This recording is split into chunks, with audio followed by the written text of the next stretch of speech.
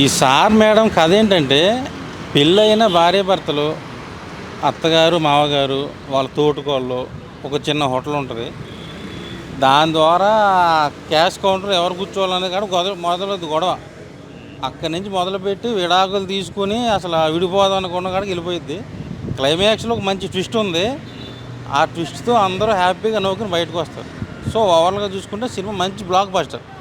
హీరోని హీరోయిన్ కొట్టే సీన్ కూడా ఒకటి ఉన్నట్టుంది. ఒకటిగా అసలు హీరో నిత్యమైన అనుకుంటారు కొంతమంది అయితే. అసలు విజయ్ సేతుపతిని డామినేట్ చేసింది నిత్యమైన.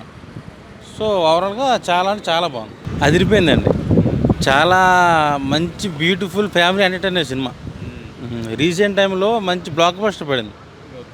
అసలు ఒక ఫ్యామిలీలో పెళ్ళయిన తర్వాత అత్త, తోటికోళ్ళు, మామగారు వీళ్ళంతా కలిపి వచ్చి కుటుంబ సమస్యలన్నీ చాలా ఫన్నీగా ఎమోషనల్గా బాగా చూపించాడు.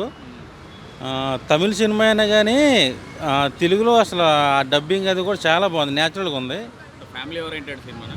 ఫ్యామిలీ ఆడియన్స్ బాగా కనెక్ట్ అవుతుంది సినిమా. పెళ్ళైన వాళ్ళకి బాగా నచ్చుతుంది.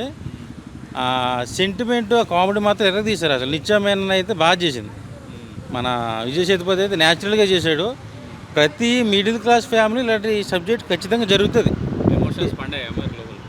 చెప్తున్నాగా, ఫ్యామిలీ ఆడియన్స్ అయితే నవ్వి నవ్వి అసలు లాస్ట్లో అయితే పొట్ట చేకలని నవ్వి వెళ్తారు ఇంటికి. అంత ఫేస్ వెలిగిపోతుంటుంది ఒక్కొక్కరు చూసిన వాళ్ళు. చాలా అంటే కొంచెం కింగ్డమ్ అడవుల్లో ఉన్నారు కదా, మీ సినిమా మీద ఎవరు అంత పొగ చేయలే అనుకుంటా, మీరు ఏం చెప్తారు? ఈ సినిమా పబ్లిసిటీ సరిగ్గా చేసుకోవాలి తెలుగులో. ఒకవేళ చేసుకుని ఉంటే కనుక చాలా రీచ్ వెళ్ళేది.